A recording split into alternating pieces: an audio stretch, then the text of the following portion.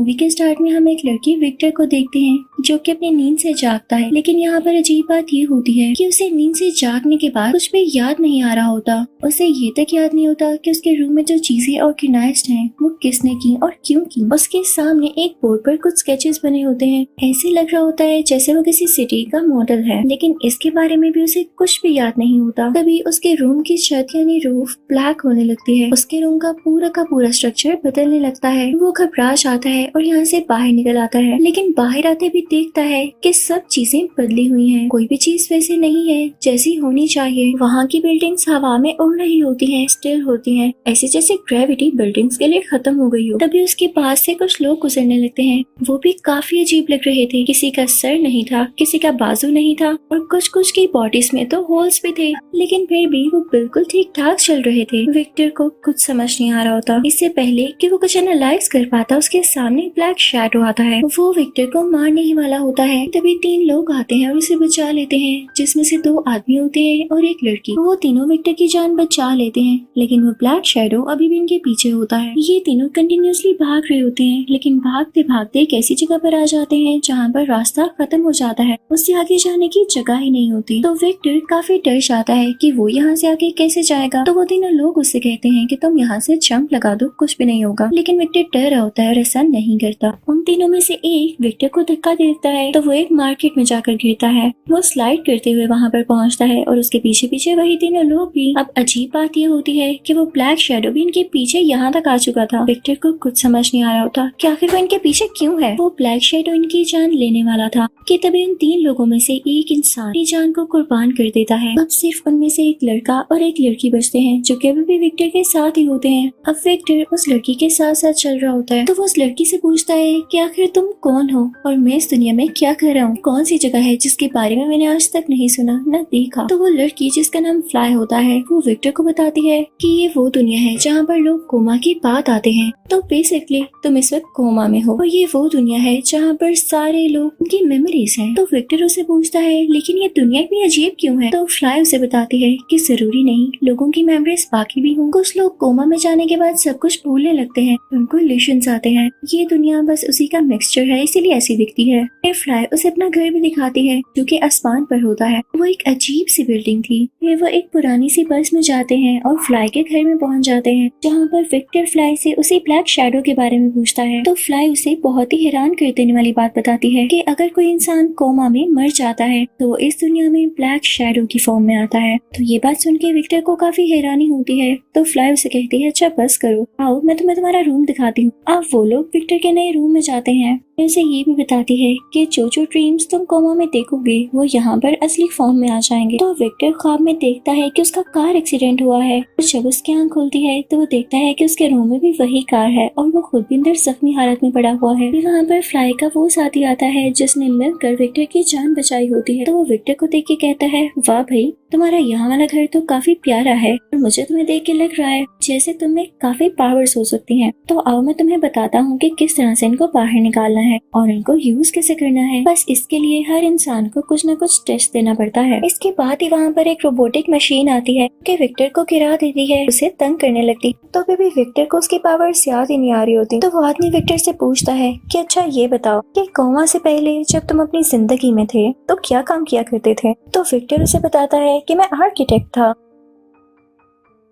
अगले दिन विक्टर के साथ और भी कई लोग होते हैं और वो किसी मिशन पर जा रहे होते हैं। इनफैक्ट इनको यहाँ पर मौजूद कुछ लोगों से वेपन्स लेने होते हैं। तो ये लोग वहाँ पर पहुँच ही जाते हैं, लेकिन जिन लोगों के पास ये वेपन्स यानी हथियार थे ये लोग इन पर अटैक करना शुरू कर देते हैं, इन पर फायरिंग शुरू कर देते हैं। जैसे ही विक्टर और उसके साथी जैसे तैसे करके उन वेपन्स तक पहुँचते हैं तो उससे पहले ये 3 ब्लैक शैडोज आ जाते हैं जिनको इन मूवी में रीपर का नाम दिया गया है। तो ये रीपर्स इनको रोकने के लिए आए थे। एक आदमी वहाँ से बारूद लेकर जा रहा होता है कि तभी उसके पीछे वही ब्लैक शैडो आ जाता है। इससे पहले कि वो उस तक पहुँच पाता या वो आदमी जो कि बारूद लेकर जा रहा था वो नीचे गिरता, तभी विक्टर अपने फिंगर्स अपने दिमाग पर लगाता है और कुछ याद करने की कोशिश करता है। तो क्योंकि वो आर्किटेक्ट था तो उसके पास ये एबिलिटी आती है कि वो कोई भी स्ट्रक्चर स्ट्रक्चर बना सकता है तो वो सिर्फ अपने दिमाग को ही यूज करते हुए वहाँ पर एक स्ट्रक्चर बनाता है और वो आदमी गिरने से बच जाता है तो वो फौरन से अपने घर आ जाते हैं। रीपर्स उनको पकड़ नहीं पाते। घर आते ही सब उसकी बहुत तारीफ करते हैं कि विक्टर तुमने बहुत अच्छा काम किया। तभी वहाँ पर एक एजेंट बंदा आता है और विक्टर से कहता है कि मुझे तुम्हारा काम बहुत अच्छा लगा। पता है जहाँ पर हम रह रहे हैं यही सिटी का पूरा स्ट्रक्चर लोगों की मेमोरी से जुड़ा है,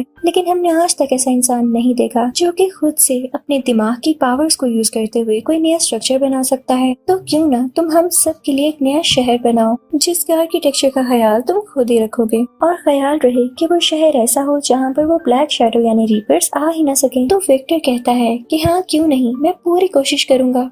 अगली सुबह होते ही वो सब उस तरफ पहुँचने लगते हैं जहाँ पर उन्होंने एक नई सिटी बनानी थी, लेकिन इससे पहले कि वो अपना कोई भी काम शुरू कर पाते वहाँ पर रीपर्स आ जाते हैं। वो रीपर्स उन पर हमला करने लगते हैं। सब काफी हैरान होते हैं कि रीपर्स को कैसे पता चला कि हम इस तरफ आ रहे थे, हम तो बहुत एहतियात के साथ आए। तभी वहाँ पर फ्लाई का साथ ही आता है। वो विक्टर की बॉडी से एक ट्रैकिंग डिवाइस निकालता है और कहता है बस इसी को ट्रैक करते करते रीपर्स यहाँ तक पहुँचे। तो सब उससे कहते हैं तुमने ही विक्टर की बॉडी में लगाया। तो वो कहता है नहीं, मैं क्यों लगाऊंगा। वो हाथ ऊपर कर लेता है और एक आदमी की तरफ इशारा करते हुए कहता है कि इसने की हो, लेकिन साथ ही वो आदमी उसे शूट कर देता है तो वो नहीं बच पाता और वहीं पर मारा जाता है। इस दुनिया का ये भी रूल होता है कि जो कोई इस दुनिया में भी मारा जाएगा वो भी रीपर में बदल जाएगा। तो सब लोग वहाँ से चले जाते हैं ये सोचते हुए कि अगर जल्द ये रीपर बन गया तो हमारे लिए नुकसान भी बन जाएगा। बाकी सब वहाँ से निकलने लगते हैं। लोग अपनी गाड़ी तक जाना चाह रहे होते हैं ताकि वहाँ से होते हुए घर तक चले जाएं, लेकिन इनके करीब रीपर्स होते हैं। तो विक्टर कोशिश करने लगता है कि अपना दिमाग यूज करते हुए कोई स्ट्रक्चर बना दे, लेकिन ऐसा नहीं कर पाता। वो जख्मी होता है और थका हुआ भी होता है तो वो वहीं पर बेहोश हो जाता है। लेकिन जब उसकी आंख खुलती है तो वो असली दुनिया में होता है और हॉस्पिटल में होता है। यहाँ पर उसे फ्लैशबैक आने लगते हैं उसी लड़की फ्लाई के,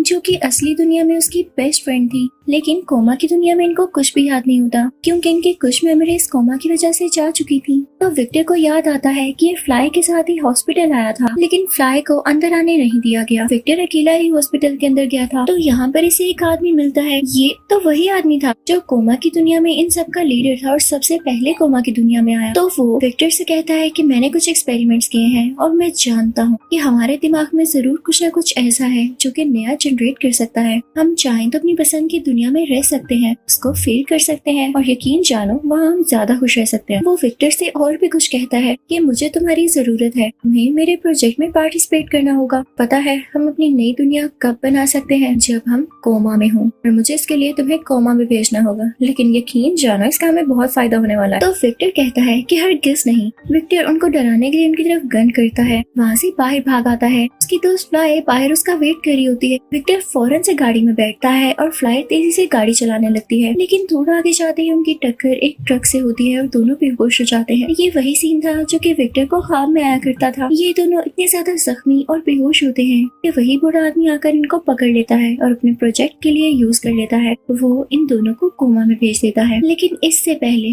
वो बूढ़ा आदमी विक्टर से कहता है कि देखो मेरे लिए ये करना जरूरी था। कोई शक नहीं कि तुम इस दुनिया में बहुत अच्छे आर्किटेक्ट हो, लेकिन कभी भी तुम अपनी इमेजिनेशन से कोई भी स्ट्रक्चर इतनी जल्दी नहीं बना सकते जितना जल्दी तुम कोमा की दुनिया में बना सकोगे। तो ऐसा ही था। हमने देखा कि विक्टर कितनी आसानी से कोई भी स्ट्रक्चर बना लेता था सिर्फ अपने दिमाग के जोर पर। साथ ही साथ उसे वो आदमी भी दिखाता है जो कि कोमा की दुनिया में फ्लाई का साथ ही होता है। असल दुनिया में उसकी टांगे नहीं होती, लेकिन कोमा की दुनिया में वो अच्छा खासा चल रहा था।